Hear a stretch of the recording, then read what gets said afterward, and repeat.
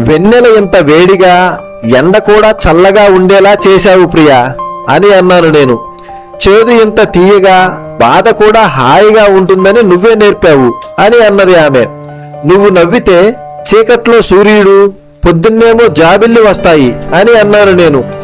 నువ్వు నన్ను చూడగానే నేలపై మేఘాలు, ఆకాశంలో గోదావరి చేరినట్లు ఆశ్చర్యంగా ఉంది అని అన్నది ఆమె. నా పేరు అనుకుని పుస్తకంలో నీ పేరు రాస్తున్నాను అని అన్నాను నేను.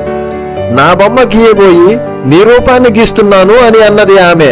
ప్రేమ కన్నా తీయగా, తీవ్రంగా మన మధ్య ఇంకేదో జరుగుతుంది అని అన్నాను నేను. ప్రేమను మించిన పదాన్ని మన జంటే కనిపెట్టాలి అని అన్నది ఆమె. గాలైనా సరే నిన్ను చుడితే నాకు ఎక్కడ లేని ఈర్ష్య కలుగుతుంది అని అన్నాను నేను. నేల సైతం నిన్ను ముద్దాడితే నా ఎదలో చాలా అసూయ పెరుగుతుంది అని అన్నది ఆమె.